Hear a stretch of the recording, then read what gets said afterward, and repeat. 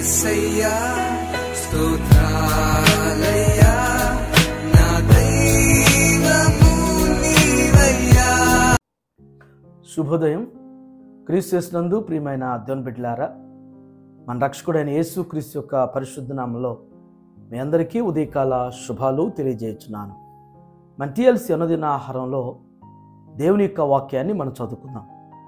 ఆదికాండం 1వ అధ్యాయము 28వ వచనాన్ని చదువుకుందాం.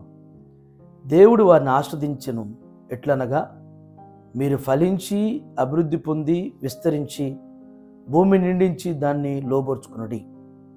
సముద్రపు చేపలను ఆకాశ పక్షులను భూమి మీద ప్రాకు ప్రతి జీవిని ఏలుడని దేవుడు వారితో చెప్పెను. దేవుని బిడ్డలారా, ఉదయకాల సమయంలో శ్రేష్టమైనటువంటి ఆధ్యాత్మికమైనటువంటి తలంపు ద్వారా దేవుడు మనతో మాట్లాడుతున్నాడు.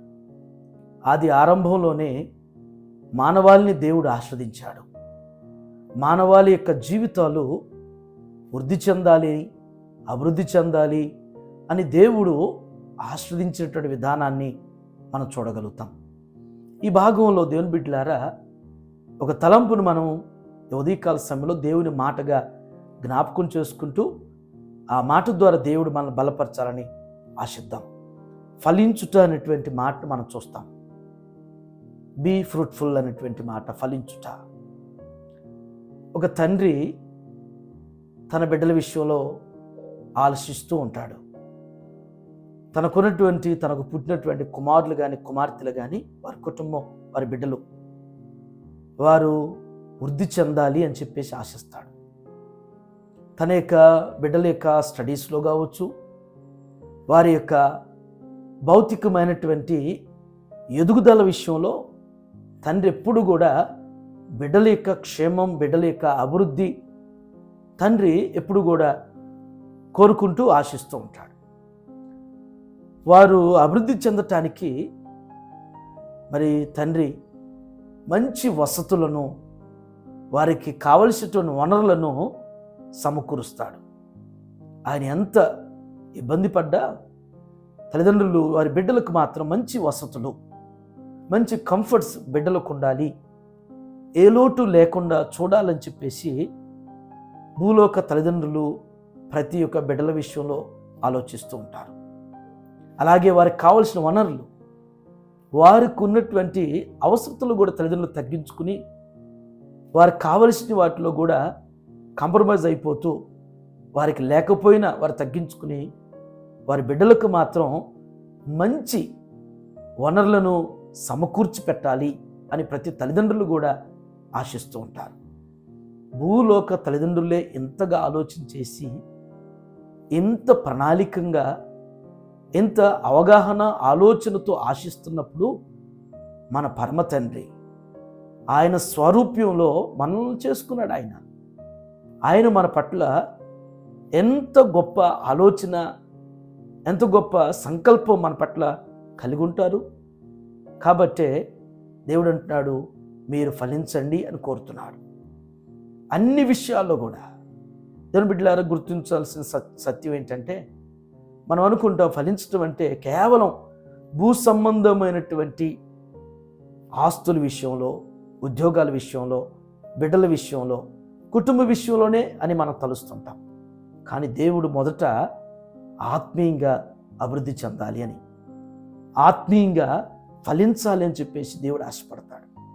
నీవు ఆత్మీయంగా ఫలించటం, అభివృద్ధి చెందటం అనేది నువ్వు ఆశపడితే ఆర్థికంగా దేవుడు ఆటోమేటిక్గా నిన్ను ఆశ్రదిస్తాడు. కుటుంబ పరంగా దేవుడు ఆశ్రదిస్తాడు. నువ్వు చేసేటువంటి నీ యొక్క వృత్తి, నీ ఉద్యోగ పరంగా, నీ కుటుంబ పరంగా అన్ని విషయాల్లో కూడా దేవుడు అభివృద్ధి పరుస్తాడు.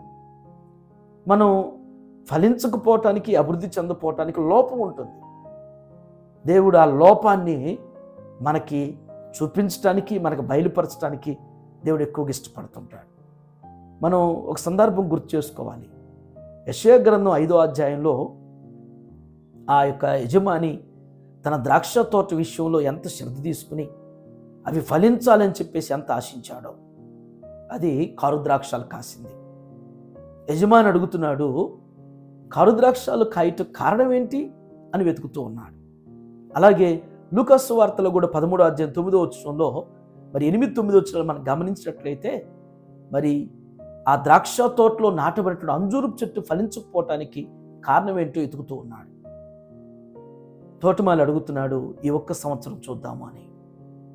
దానికి కావలసినటువంటివి అన్నీ కూడా నేను శ్రద్ధ తీసుకుని దాని చుట్టూ ఉన్నటువంటి మట్టిని మరి తవ్వి చక్కగా పాదు ఏర్పాటు చేసి దానికి ఎరువేసి మరి ఫలించటానికి నేను ప్రయత్నం చేస్తానని చెప్పేసి తోటమాలి యజమాని అడుగుతాడు.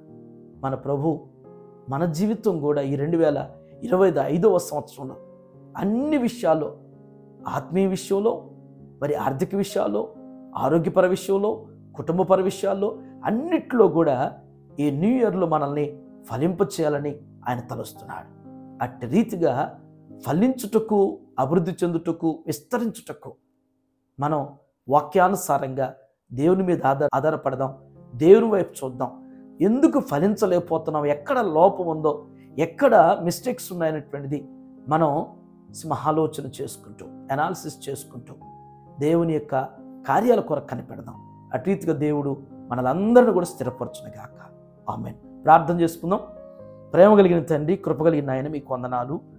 ఈ ఉదయం నాయన శ్రేష్టమైనటువంటి ఆదిలోనే ప్రభు మీరు మమ్మల్ని ఆస్వాదించినటువంటి, మీరు ఫలించమని మమ్మల్ని ఏ రీతిగా కోరుతున్నారు ప్రభు, ఈ మాట ద్వారా మాతో మీరు మాట్లాడిన విధానం బట్టి మీకు వందనాలు.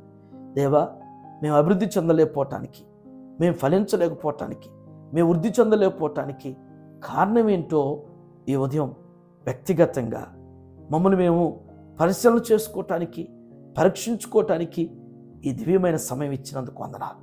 ఈ ఉదయం నా తండ్రి, వారిని వారు గుర్తెరుగుతూ ప్రభువా దేవా, కేవలం భూ సంబంధమైన వాటి కొరకే కాదు కానీ పర సంబంధమైనటువంటి విషయంలో కూడా నాయన మేము ఆలోచన కలిగి ఒక మంచి ఆశతో, నాయన ఆశయంతో ఫలించుటకు కావలసినటువంటివి ఏంటో మేము గుర్తెరిగి మీ వాక్యానుసారంగా బలపరచబట్టుకు ఫలించుటకు మీ కృపద ఇచ్చాడు.